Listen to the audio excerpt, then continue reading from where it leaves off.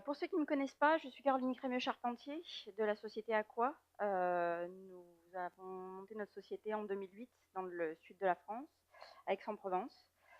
Donc je travaille avec FileMaker depuis la version 3, 1997. Et comme Joris hier, je fais du bateau aussi. C'est un hobby. Donc mon topo d'aujourd'hui, c'est comment lier FileMaker et WordPress. Donc je vais faire un petit récap de ce que c'est WordPress. Du coup, qui parmi vous utilise déjà WordPress? Quand même, bon, pas mal, pas mal. Et du coup, je vais vous parler des différentes méthodes qui existent pour pouvoir faire le lien avec sa base FileMaker et son site, les différents avantages, inconvénients, et puis une conclusion et surtout les ressources. Donc, WordPress, pour ceux qui ne sauraient pas, en fait, est une sorte de, enfin, c'est un système de gestion de contenu, donc une sorte d'interface entre les pages web et une base de données MySQL.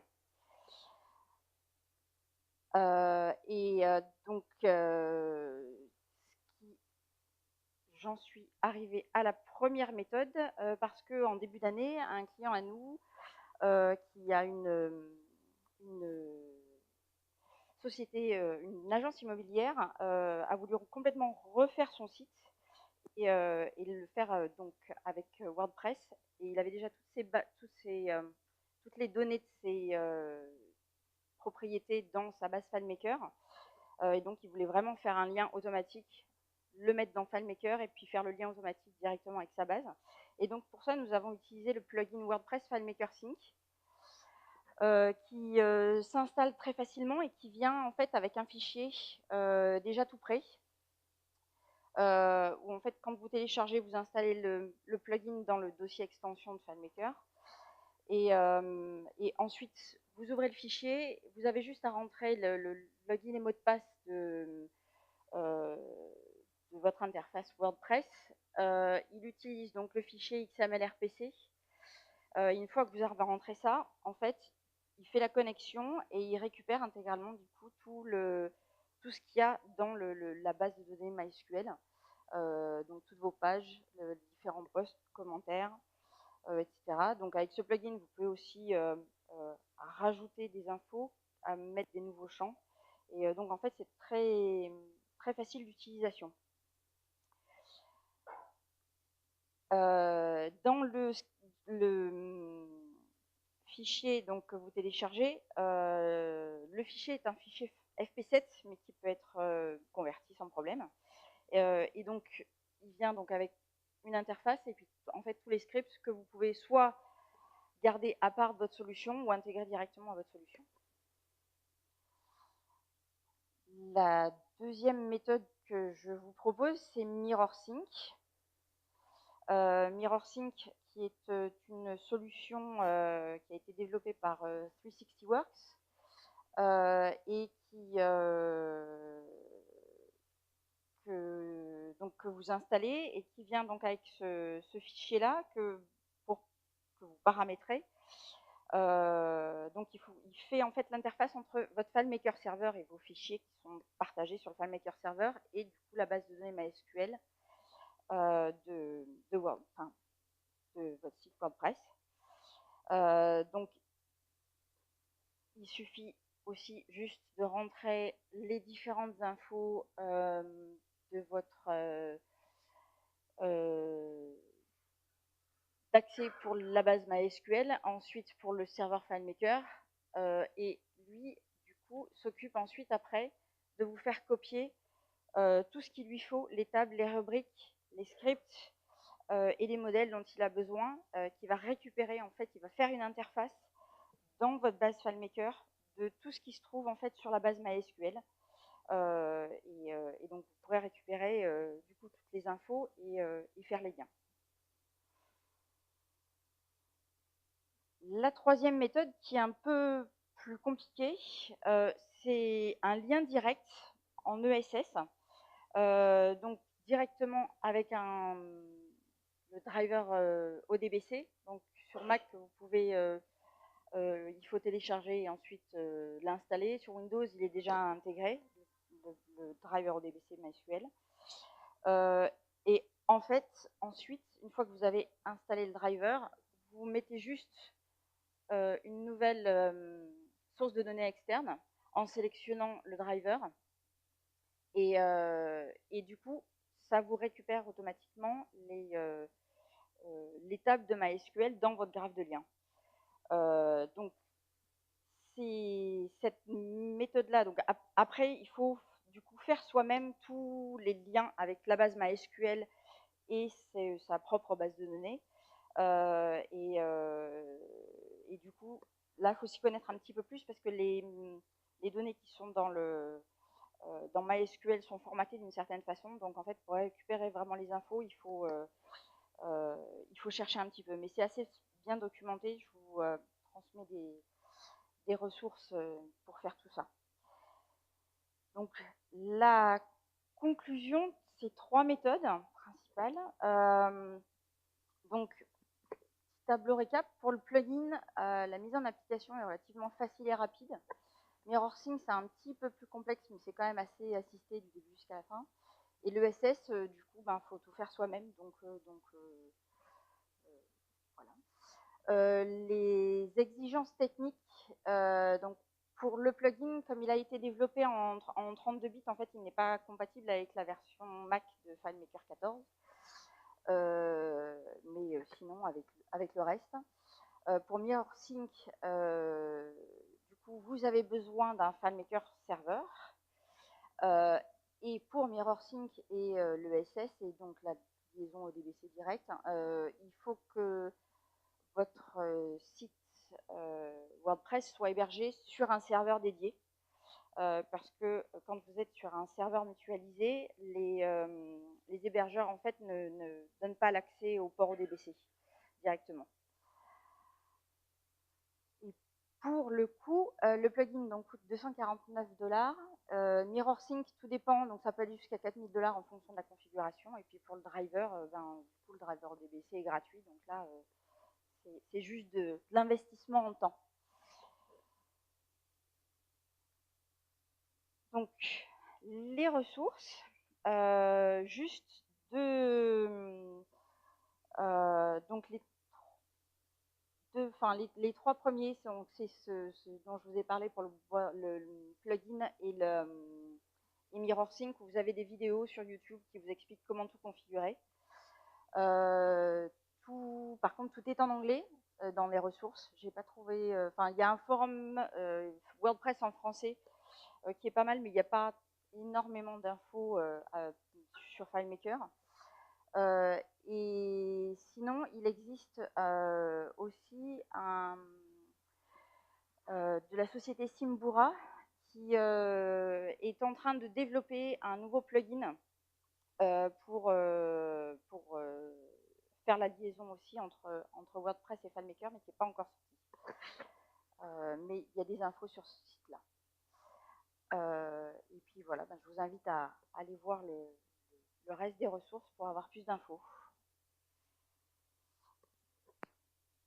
Voilà.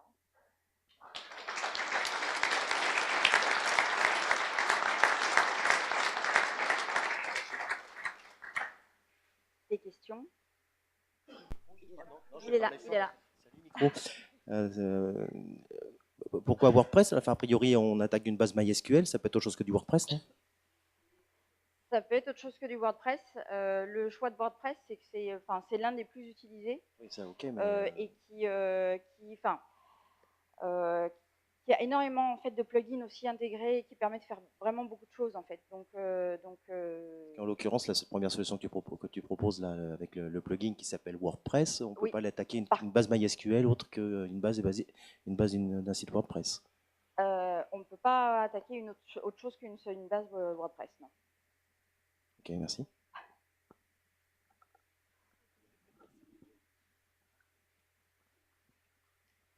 Je suis étonné quand tu disais qu'il n'y avait pas moyen dans ODBC d'attaquer des hébergeurs.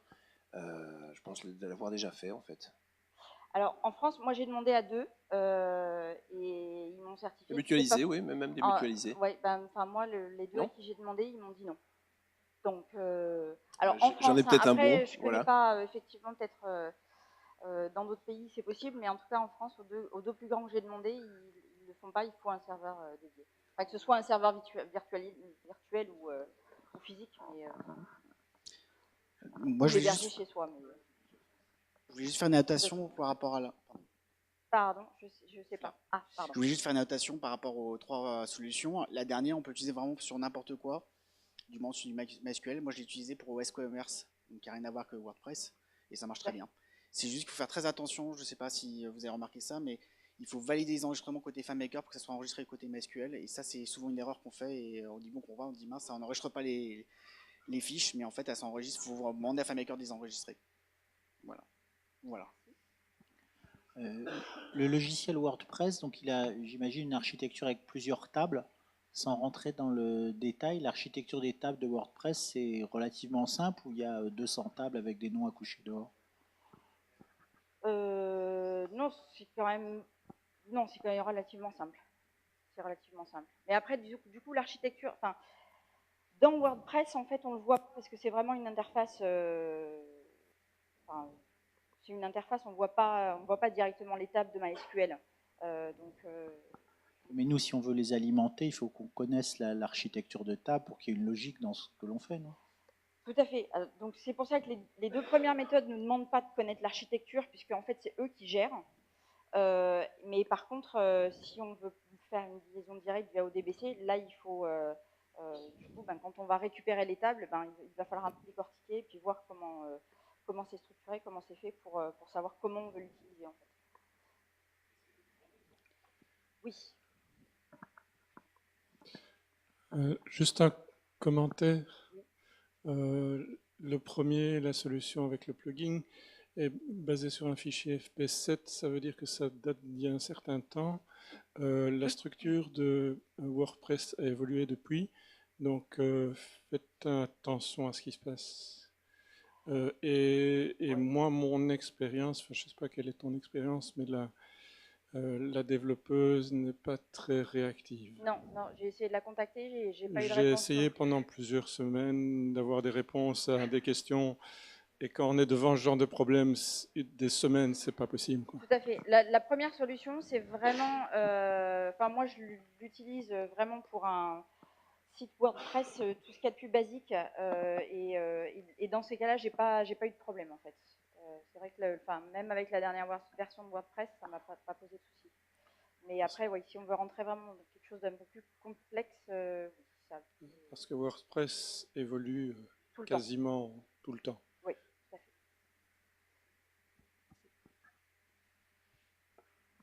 fait. Une information. Là. WordPress, j'ai une expérience qui date du mois d'août. J'ai un client important qui a, entre autres choses, il a un site corporate en WordPress que je n'ai pas fait moi, heureusement, sur un serveur dédié, gros. Et WordPress, c'est utilisé dans énormément de sites dans le monde. Hein. C'est une fraction des sites dans le monde. Il faut le voir, il y a des gens qui le demandent. Mais il y a des... Ouais, c'est très important. Mais WordPress a des vulnérabilités. Au mois d'août, le serveur a été attaqué à travers WordPress. Il est tombé, le serveur total. Donc j'ai eu le plaisir de récupérer le serveur. Ça s'est bien passé, mais bon, c'est pas une partie de plaisir. Donc WordPress, c'est très très bien. Mais pas seulement bien. C'est quand même bon à savoir. Il y a des vulnérabilités, il faut être très très prudent sur les mécanismes de sécurité qui ne sont pas parfaits, y compris la dernière version. Ok. Ouais, en même temps, il ne faut jamais installer les dernières versions tout de suite, il vaut mieux attendre.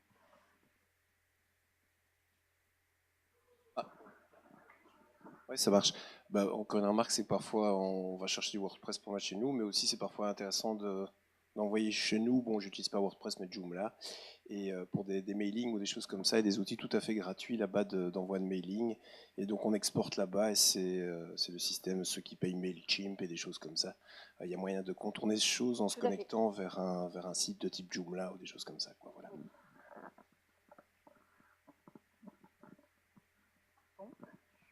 vais laisser la place à Sébastien.